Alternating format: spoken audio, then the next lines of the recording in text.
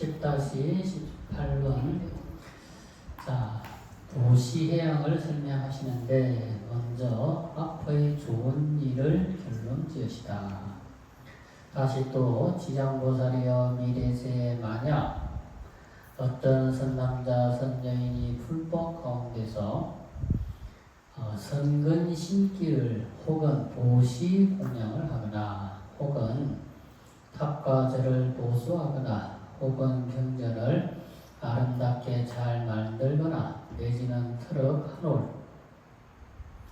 티끌 하나, 모래 한 알, 물 한 방울일지라도 이와 같이 한 착한 일이라고 하더라도 다만 능히 벗기에 해양한다면 이 사람은 그 공덕으로 백천생 동안 어떤가는 묘한 즐거움을 받으리라. 만일 다만 자기 집의 권속이나 자신의 이익만을 위해서 해양한다면 이와 같은 과보는 삼생의 즐거움만 받게 될 것이니 하나를 보시하면 만가지 복을 얻게 되느니라. 자, 이게 하나를 보시하면 만가지 복을 얻게 된다. 이 말이 이제 한문으로 하면 사일 득만복 이렇게 해요. 사일득만복. 사일, 사는 버릴 사자. 하나를 버리면 득만복. 만가지 좋은 과보를 얻게 된다. 이렇게 해서 사일득만복 이렇게 되는데,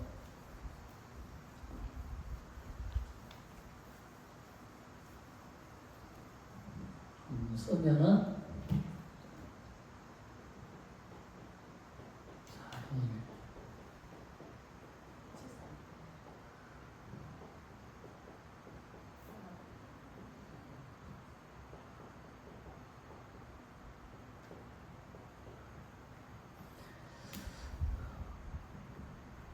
그래서 이 하나를 보시하면 만가지 복을 얻게 된다. 만복이 되든 만보로 해도 똑같은데, 이게 왜 이 말씀을 드리냐면, 우리가 이제 경주에 가면 가장 유명한 절이 뭡니까? 불국사고 석굴암이잖아요, 그죠? 그러면 그 석굴암하고 불국사하고 석굴암은 누가 지었다 그래요? 김대성이라는 사람이 지었다 그러잖아요, 그죠? 그 김대성이라는 사람이 과거 전생의 이름도 김대성이고, 또 다시 태어났는데 또 이름이 또 김대성이었거든요. 그 김대성이 과거에 모섬이었는데, 그 모섬도 1등 모섬은 세경을 많이 받았나 봐요. 김대성이가 홀어머니를 모시고 사는데, 그러니까 부잣집에 모섬살이를 해. 1등 모섬이야. 1등 모섬 뭐 키도 크고 덩치도 좋으니까 1등 모섬을 할 수 있잖아요, 그죠? 일을 잘했어요. 그래서 세경도 많이 받고, 그래가지고 이제 모섬이 끝날 때쯤 되니까 땅도 조금 받았어, 땅떼기도. 근데 이제 땅떼기를 좀 받았는데 별로 쓸모없는 땅. 좀 받고 그랬는데, 어느 날 주인집에 보니까 스님들이 오시는데 보시를 많이 해요. 그러니까 스님이 보시를 많이 받아가면서 뭐라 하냐면, 이 지장진이 나와 있는 이 이야기라는 게 하나를 보시하면 만가지 복을 얻게 될 겁니다. 이라고 합니다. 그러니까 김대성이가 생각을 했대요. 야, 이 집은, 우리 부잣집은 거래 안 해도 엄청 돈이 많고 부자인데, 저 사람은 또 얼마나 더 많은 복을 받으려고 하나를 보시면 만가지 복을 얻는다는데 저렇게 많이 보시를 할까? 그러고 가만 생각해, 자기는 살면서 부처님들의 보시라고 한번 해본 게 없더라는 거예요. 자기는 생각해 보니까 저 사람은 저렇게 잘 사는데도 더 잘 살기 위해서 저렇게 보시를 하는데, 나는 못 살면서도 생각해 보니까 나는 부처님 전에 보시라고 한번 해본 게 없다는 거지. 그래서 이제 어머니한테 가서 이야기를 해요. 그래, 우리 주인집 부자는 그렇게 뭐 헤아릴 수 없을 만큼 넓은 땅과 엄청난 그 소작과 그렇게 잘 살면서도 또 다음 생에 더 잘 살려고 저렇게 부처님전에 공을 닦고 보시를 많이 하는데 그걸 보는데 나는 아무도 금생에 복이라고 지어본 게 없으니 저 땅을 개간해가지고 그 저 땅을 팔아가지고 부처님전에 보시 공덕을 지었으면 합니다. 이렇게 하니까 엄마 모친이 그렇게 해라 그래. 그래가지고 그 땅을 개간을 해가지고 이제 좋은 땅을 만들어서 그러니까 자갈구덩이 땅을 이렇게 돌을 끌어내고 해서 좋은 땅을 만들면 이제 값을 좀 더 잘 받을 거 아니에요, 그죠? 그래서 좋은 땅을 만들어서 팔아서 그 땅을 부처님전에 보시를 했어. 보시라고는 얼마 있다가 김대생이 덜컹 그냥 죽어버렸네.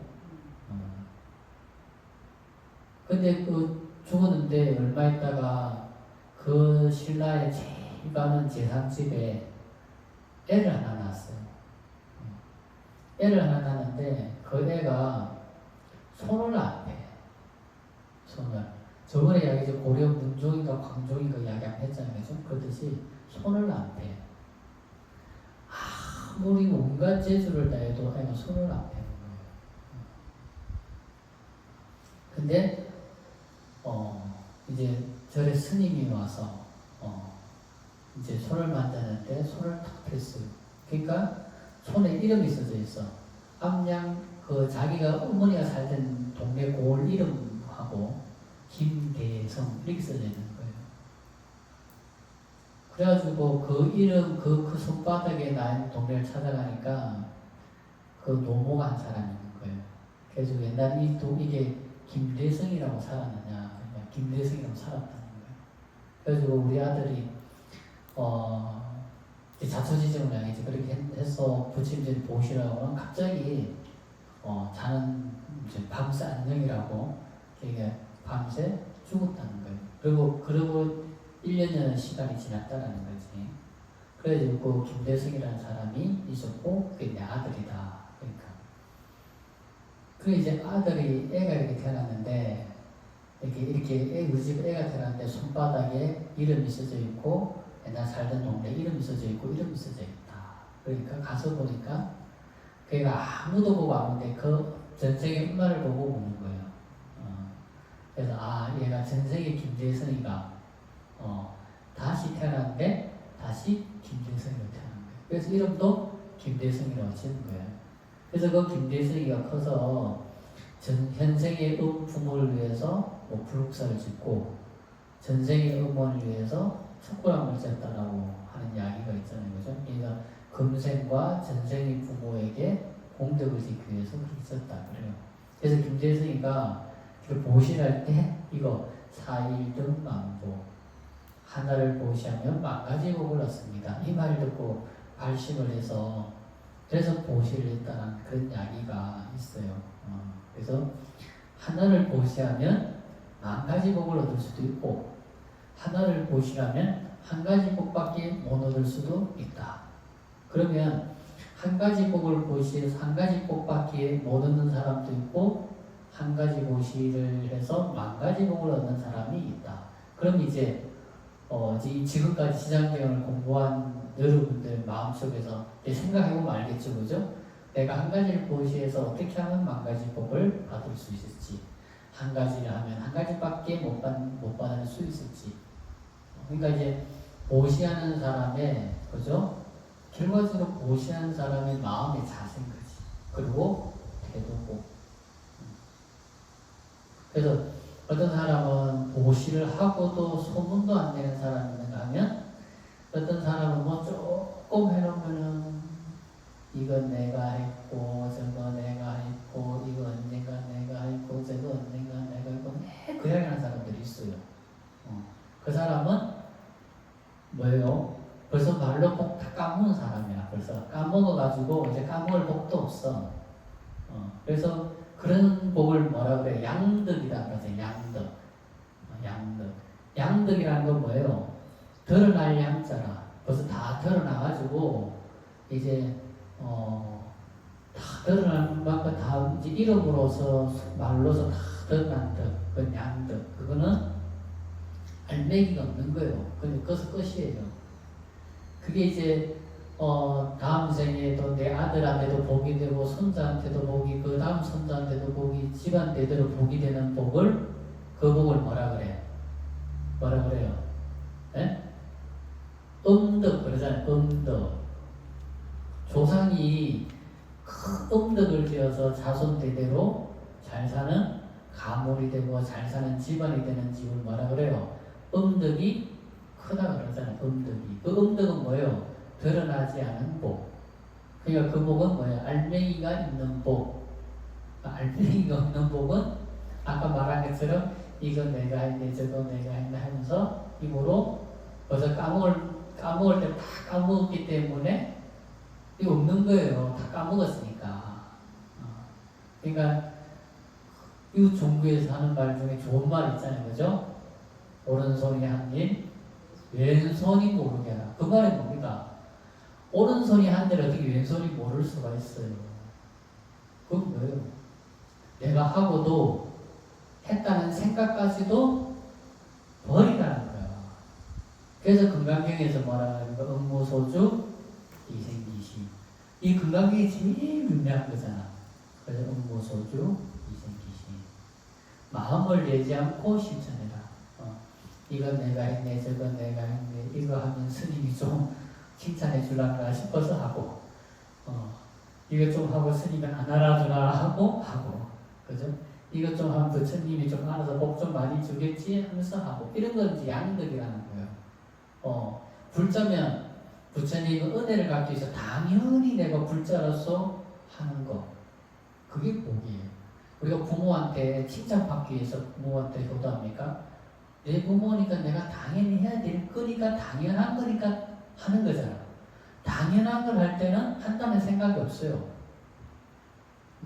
근데 부모한테 좀 생생내서 부모 살아식 전에 부모님 가지고 있는 통장에 든 돈이라도 좀 더 빼먹을 요량으로 부모 가지고 있는 땅 좀 더 빼먹을 요량으로 하면은 그 아들, 딸들은 어떻게 자랑하잖아, 부모한테. 엄마한테 내가 이거 해줬다. 엄마한테 내가 저거 사줬다.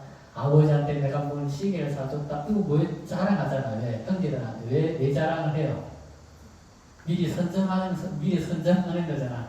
내가 이만큼 부모한테 했으니까, 엄마 아빠 죽고 난 다음에 이만큼은 내 거다. 그거 하는 거잖아. 그죠? 근데, 당연히 해야 될 걸 하는 사람은 그 자랑 안 해요. 왜?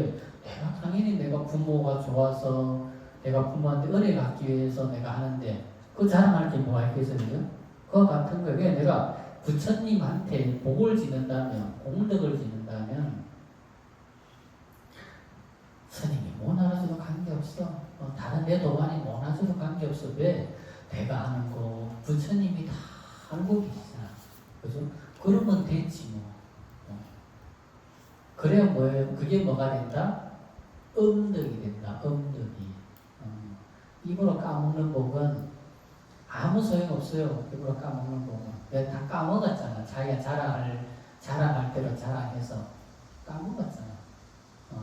그러니까 복은, 그래서 우리가 복은 뭐 한글을 자랑하는 걸 뭐라 그래요? 그걸 이제 교만하다 그러고, 그걸 이제 겸손하지 않다 그러잖아요. 그죠? 주역에서도 유명한 이야기가 있잖아요. 그죠? 저 하늘의 귀신은 교만한 자의 복을 들어서 겸손한 사람한테 보태준다. 교만한 사람은 복을 깎아본다는 거예요. 겸손하고 하심하는 사람한테 복을 보태준다는 거예요.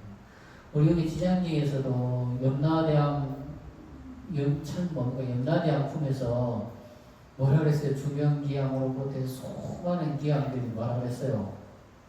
그런 사람들 복을 확 깎아본다고 그랬잖아요. 그죠? 복을 깎고 제한을 준다고 그랬잖아요. 그런 사람들한테. 그죠? 그렇듯이 늘 이렇게 복을 드러내는 것이 아니고 자꾸 우리 갈무리하는 거예요. 그래야지만이 그게 큰 복이 된다. 자, 그래서 이제 마지막으로 아무리 작은 선행이라고 하더라도 이 선행을 법계 중생들과 함께 하기 위해서 해야만 하면 온갖 좋은 과보를 받지만 아무리 크나큰 선행이라 하더라도 오로지 자신과 자신의 가족만을 위해서 해야 한다면 그 공덕이 크지 않다고 말씀하고 계신다. 하나를 희사해도 기쁘고 즐거운 마음으로 법계 중생들과 함께 할 때 진정한 보살행이 될 수 있다. 선행은 많은 돈을 가지고 많은 돈을 가진 사람만 할 수 있는 것이 아니고 아무것도 없는 사람이라고 하더라도 선행을 할 수 있음을 말씀하시고 그것을 실천할 수 있도록 말씀하시는 부처님의 가르침이야말로 자비 그 자체가 자비보시라고 한다. 그 자체를 자비보시라고 한다. 10-19 질문한 내용을 결론 지으시다. 이런 까닭에 지장보살이여 보시의 인연이 이와 같은 것이냐. 교량보시 공덕연품 제10의 내용은 결론적으로 보시의 공덕은 아무리 작아도 그 얻어지는 과보는 불가사의하다고 말씀하시고 계시는 것이다. 자, 11번째 품 지신 호법품 제11 자, 11-1번 품의 이름을 설명하다. 자, 여기 지신 호법품의 경문을 살펴보면 여기서부터 유통문이라고 볼 수 있다. 지신 호법품의 내용을 살펴보면 지장보살님의 원력이 수승함을 거듭 찬탄하고 현재와 미래의 중생들에게 지장보살님의 보살행에 의지해서 실천하면 이익이 무량하고 수승함을 밝히고 있다. 그래서 우리가 우람분제 되면 그죠? 우리가 모든 절에서 지장보살님을 찬탄하고 기도하는 이유가 여기 있는 거죠, 그죠? 그러니까 이제 우리가 저게 뭡니까 문수보살이 지장보살님과 같은 공덕이 부족하고 지혜가 부족하고 위실력이 부족해서가 아니고 또 보현보살님의 위실력이 지장보살님만 못해서도 아니고 또 관세음보살님의 공덕이 지장보살님만 못해서가 아니고 우람분제 때 지장보살님을 우리가 지장보살님을 통해서 우리가 우람분제 기도를 하는 이유가 뭡니까? 선망부모 조상을 위해서 기도하니까 그렇기 때문에 지장보살님이라고 하는 분을 우리가 내세울 수밖에 없는 거죠. 지장보살님의 사상 그걸 한마디로 요약하면 뭐라 그랬어요? 제가 제일 처음에 앞에서 뭐라 그랬어요? 지장보살님의 사상을 지장경의 사상을 한마디로 요약하면 뭐라고?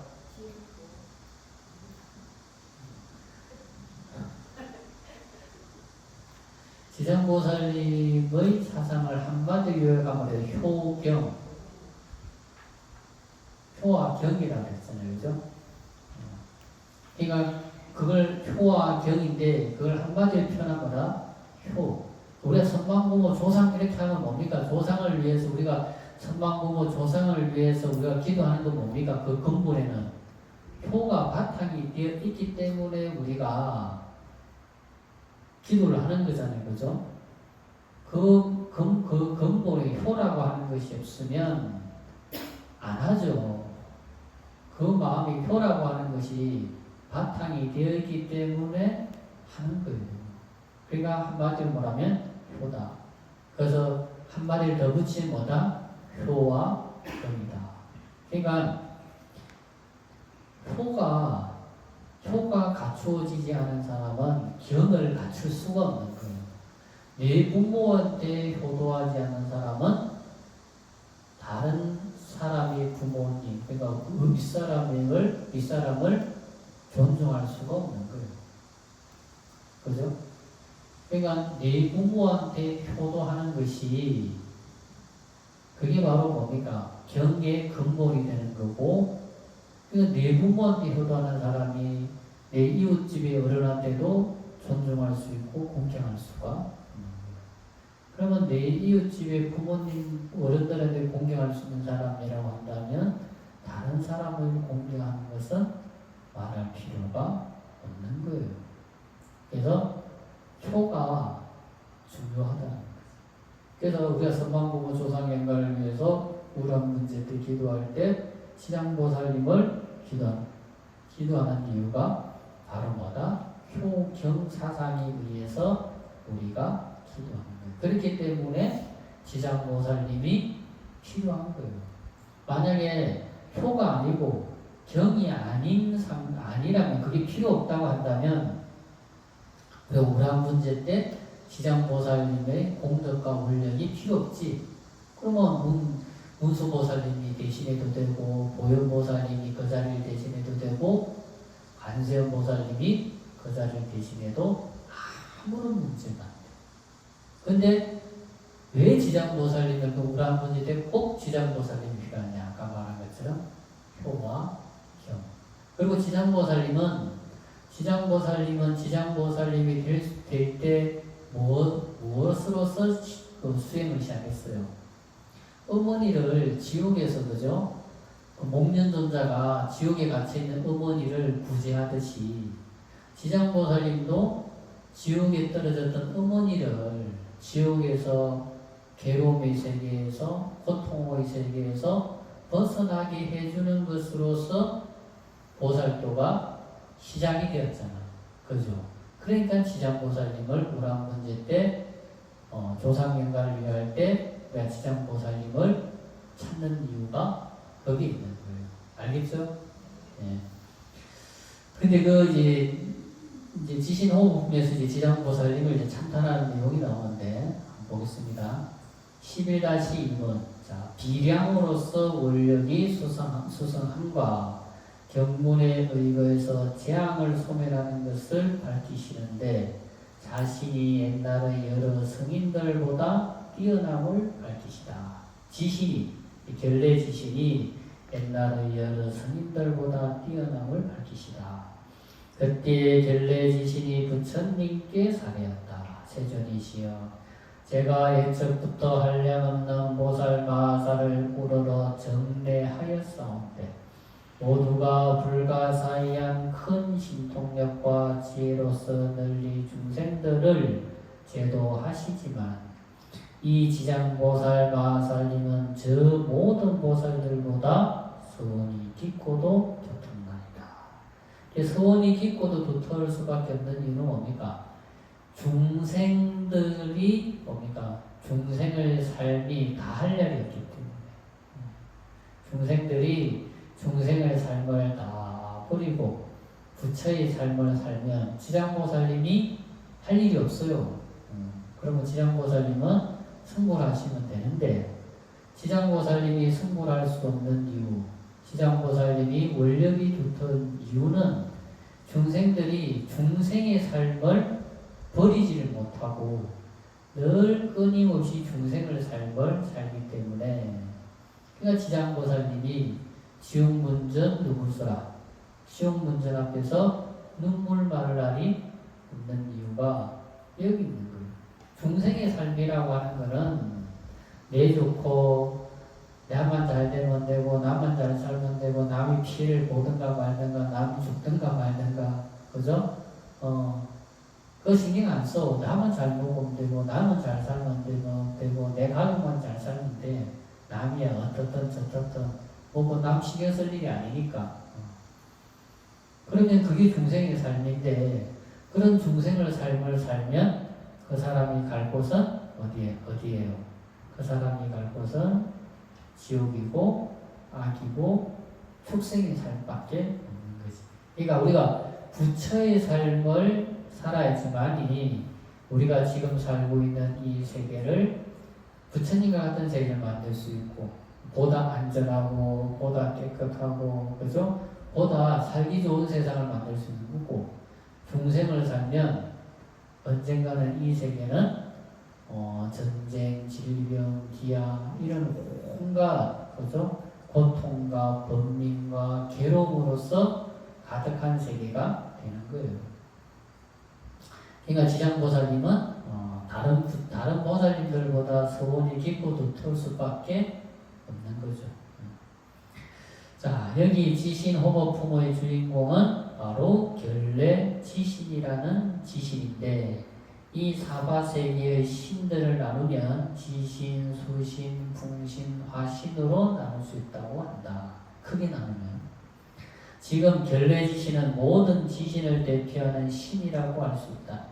이 결례 지신이 자신의 과거를 부처님 전에 사례여서 말하고 법을 청하고 있는 모습이다.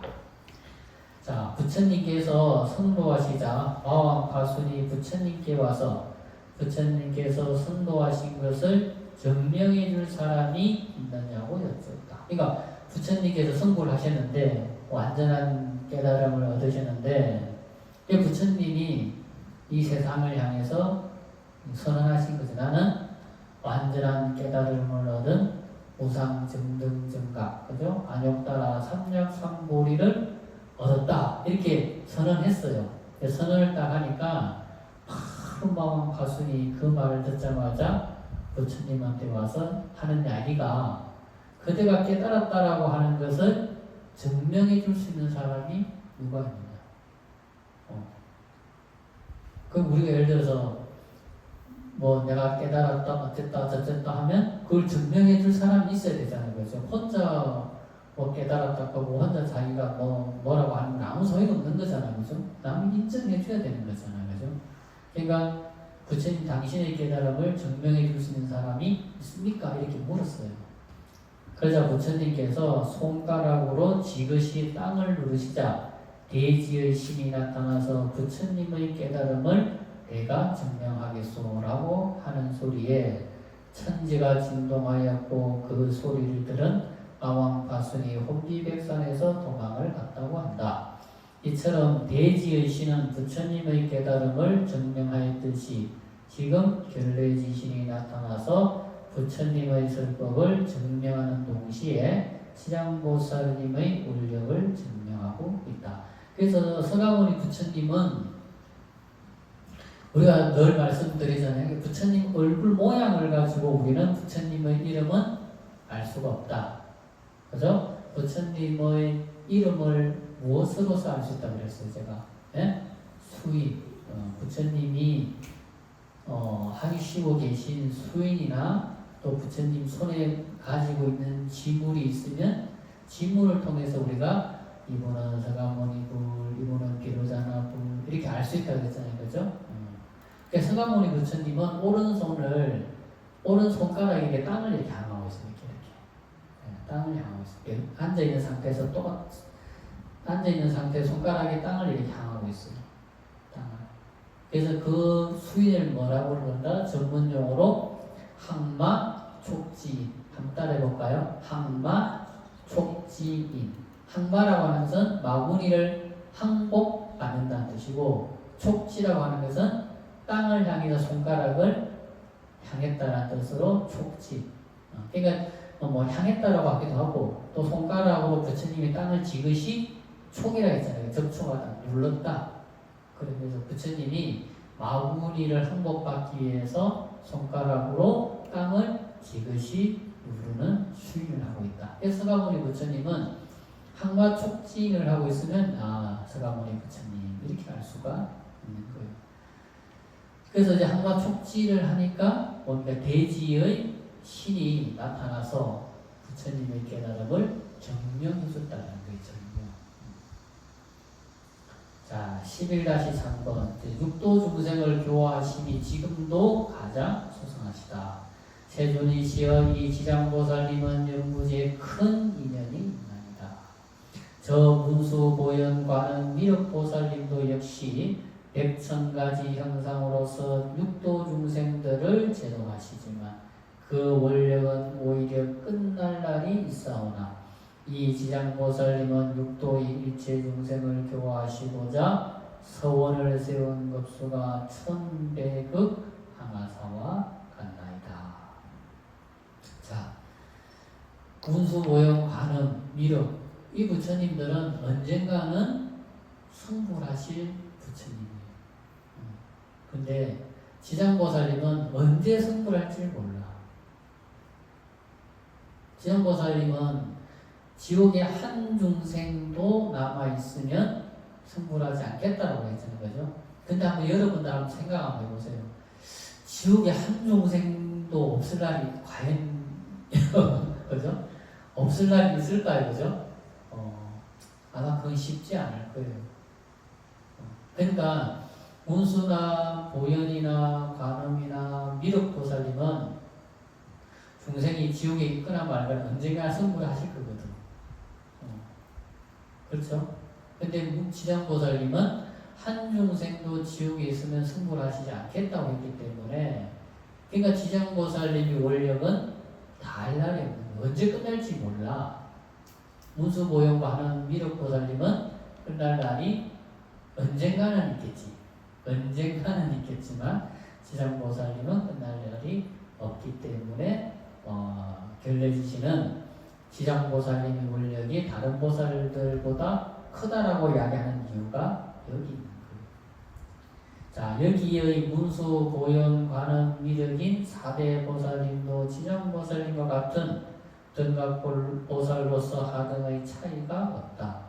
그런데 여기 결례지시는 단호하고도 강력하게 여타의 보살님들보다 지장보살님이 뛰어나다라고 말하고 있다. 또 그 이로 지장보살님의 서원이 깊고 수성하며 다른 보살님들의 서원은 끝날 기약이 있지만 지장보살님의 서원은 끝날 기약이 없기 때문이라고 말하고 있다. 그렇다. 지장보살님의 서원은 끝날 기약이 없는 서원이다. 왜냐하면 과연 지옥에 한 중생이라도 없을 수가 있겠느냐 하는 것이다. 아마도 불가능하고도 불가능하지 않을까 생각해 본다.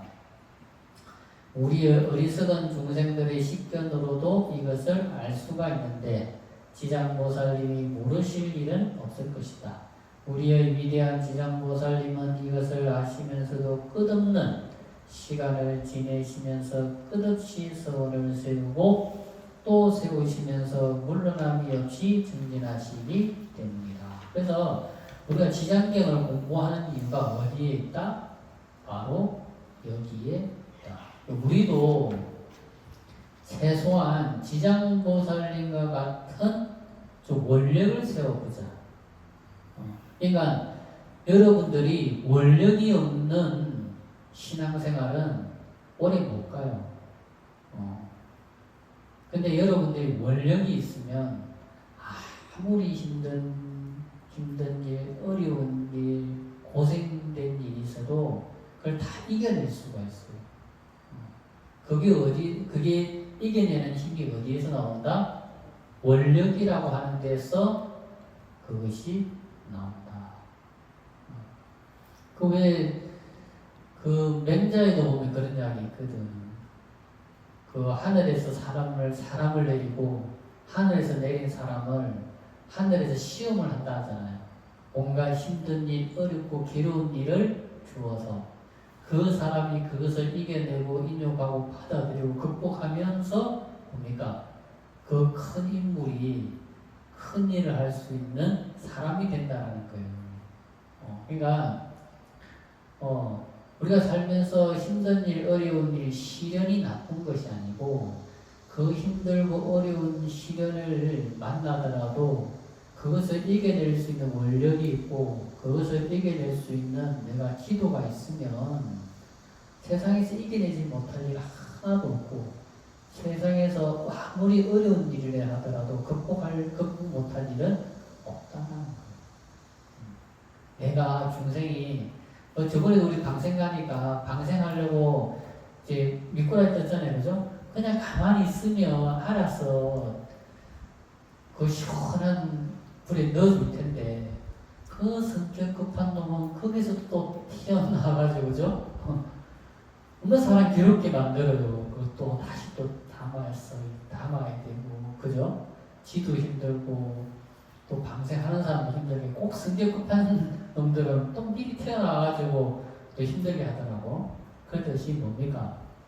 그걸 이겨낼 수 있는 마음의 심덕이 없으면 못 이기는 거예요. 그 마음의 심덕은 어디서 나온다? 원력이 있으면, 그 원력이 크면 그 힘들고 어려운 일을 이겨낼 수 있는 심덕이 커지는 거예요. 그래서 내가 다 사실 시간이 가고 내가 그 시간을 이겨내면 다 극복이 돼요. 근데 그 힘든 시간, 그 어려운 시간 이겨내는 게 싫고 힘이 들어서 뭐합니까? 뛰어내리고 이러잖아요. 그죠? 그러니까 그건 뭐냐. 마음의 원력이 크지 못하기 때문에 그걸 인용하지 못하는 거예요. 저번에 제가 말씀드렸잖아요. 그죠? 큰 일은 어디에서 이루어진다? 인용하는 데서 큰 일을 하는 힘이 나온다. 그랬잖아요. 그죠? 그 인용은 이렇게 지장보살님과 같은 이런 원력이 있을 때 가능하다라는 거예요. 자, 11-4번. 그래서 지장보살님의 위실력을 설명하다. 세존이시여 제가 살펴보니 미래와 현재 중생들이 사는 곳에서 남쪽으로 정결한 땅에 흙, 대나무 등으로서 감시를 맡겼고 그 속에 지장보살님의 성상을 그리거나 내지는 금은 동줄로 지장보살님의 성상을 조성하여 모시고 향을 사루어서 공양하며 우르르 예비하고 찬탄한다면 이 사람이 사는 곳에는 10가지의 이익을 얻게 됩니다. 그러니까 이 지장보살님은 남쪽을 향해서 모시라는 거다. 남쪽으로 정결한 땅, 이 말은 이제 남쪽으로 향한 땅. 자, 여기서 남쪽이라는 말을 한번 살펴보겠다. 남쪽이란 남향을 말하는데 집을 지어서 지장보살님을 모실 때 남향으로 향하게 하고, 이거 우리가 그래서 우리 지장보살님 또 남방 하주 그러잖아요, 그죠? 남방 하주. 물론 이제 남방 하주 남성부주를 남방이라고 하니까 그와 의미를 이렇게 동일시시켜서 이제 뭐 지장보살님이 향하는 방향을 남쪽으로 하자 이 말인 거죠. 자, 향하게 하고 공양을 올리라는 말이다. 남쪽이란 남향을 말하는 것이기도 하고 또 하나는 남쪽은 지혜를 상징하기도 한다. 왜냐하면 화엄경에 53분의 선지식이 등장하는데 이 53분의 선지식을 순례할 때 남쪽으로부터 시작하기 때문에 남방은 지혜를 상징하고 광명을 상징하며 길상을 상징하기도 하는 것이다. 그래서 불당을 짓거나 집을 지어서 지장보살님 모시고 싶으면 남쪽에 모셔놓고 공양 올리는 것이 가장 좋다는 것이다. 또 남쪽에 모실 공간이 없으면 상방에 모시면 되는데 여기서 말하는 상방이란 방문을 열고 들어가면 제일 먼저 보이는 방향을 말한다. 출입왕리에 항상 지장보살님을 볼 수 있는 곳에 모셔두고 공양 올리면 좋다. 그래서 우리 이제 밑에 1층에 출입하는 곳에 이제 지장보살님을 조그만 지장보살님을 모셨잖아요, 그죠? 근데 그것도 지장보살님도 제가 천일 기도할 때 어떤 거사님이 조성해서 시주한 거예요. 지장보살님 참고가지고 보면 조그만 소굴이지만 아주 나무도 아주 조금 나무로 하고 이게 보면 아주 정성을 들여서 이렇게 조각한 게 보이거든요. 그래서 이제 제가 천일기도 향할 때 이제 보시받은 이제 불상입니다. 자, 11-5번. 지금 바로 10가지의 좋은 이익을 표하다. 무엇이 10가지의 이익이 있는가 하면 첫째는 토지의 풍년이 되는 것이요, 둘째는 집안이 언제나 편안한 것이요, 셋째는 먼저 죽은 건속들이 천상세계에 태어나는 것이요, 다섯째는 살아있는 가족들의 수명이 늘어나는 것이요, 다섯째는 구하는 것이 뜻대로 이루어지는 것이요, 여섯째는 화재나 수재가 없을 것이요, 일곱째는 헛되이 재산이 소모되는 일이 없을 것이요, 여덟째는 사나운 꿈이 없어질 것이요, 아홉째는 출입할 때 신장들이 보호해 줄 것이요 열째는 거룩한 인연을 많이 만나는 것이옵니다. 세존이시여 미래세와 현지세의 중생들이 만나게 머물러 사는 곳에 이와 같은 공양을 짓는다면 이와 같은 이익을 얻게 됩니다. 그러니까 이걸 누가 한다는 거예요? 지장보살님이 오시면 이와 같은 10가지 이익은 얻게끔 누가 해준다? 결례지신이 이와 같은 10가지 이익을 얻게 해준다는 거예요. 결례지신이. 그러니까 이건 뭡니까? 결례지신이 부처님께 이렇게 소원을 세우는 거랑 마찬가지예요. 자, 여기 10가지 좋은 이익을 얻으려면 신, 해, 행을 실천하면 위에 10가지 공덕이 있지만 실천하지 않으면 10가지의 공덕은 나와 무관한 것이 된다. 신이란 믿음이 신앙의 기초가 된다. 그러니까 믿어야 돼.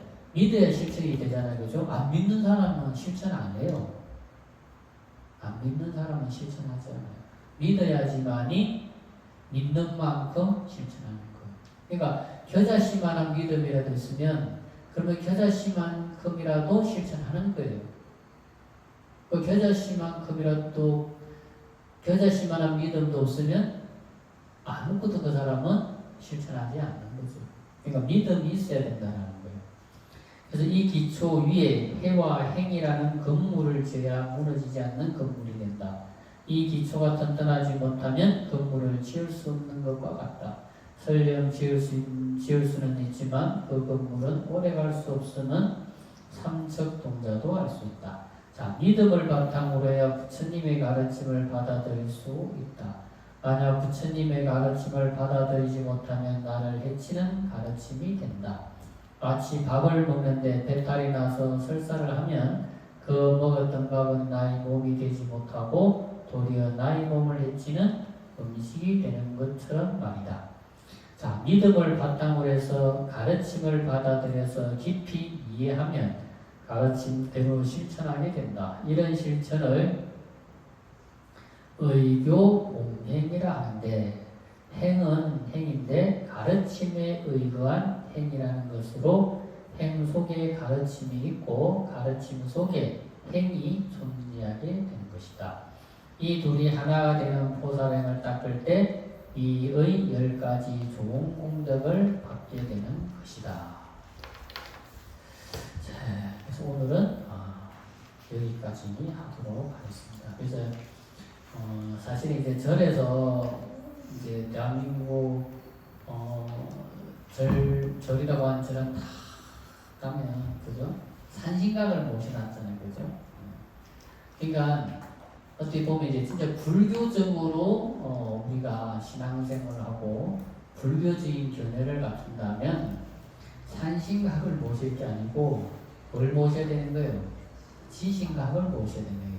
결례 지신각. 왜? 범위로 치면 산신각은 그 한 지역의 산신이잖아요. 산신이잖아요. 근데 결례 지신은 뭐예요?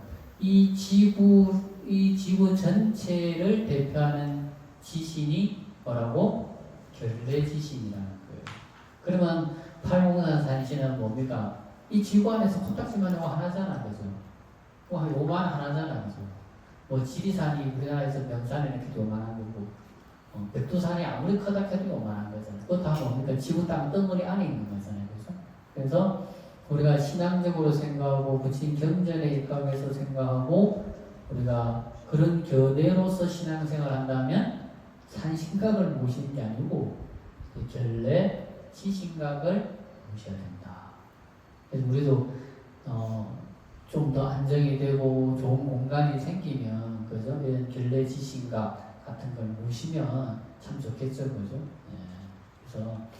그래서 우리가 이제 늘 말씀드리지만 지장경을 공부하는 이유는 여러분들이 지장경 공부하면서 딱 한 가지 효와 경을 기억하고 원력만 기억해도 이 지장의 한 권을 다 배운 그 공이 그 속에 다 들어있다. 원력을 세워야 된다. 늘 원력을 세우고 오는 데 세우고 내국을 세우고 그죠? 시시때때로 늘 원력을 세우면서 신앙생활을 하기를 당부를 드리면서 오늘 공부는 여기서 마치도록 하겠습니다. 그래서 8월달은 이렇게 해서 끝났다 그죠? 9월달은 또 9월 둘째 주 수요일 때 또 만나 뵈야 되겠습니다. 네, 그때까지 항상 건강하시고 한번 책 딱 덮으면 끝나는 게 아니고 그죠? 다시 한번 펼쳐서 이게 좀 중요했던 것들 좀 내가 한 번 더 생각해 볼 것들은 한 번 더 읽어보시고 그걸 여러분들 마음속에 여러분들 기억 속에 이렇게 딱 저장을 시켜놔야 좀 공부한 또 좀 공이 있지 않을까 그런 생각이 듭니다. 네, 수고하십시오.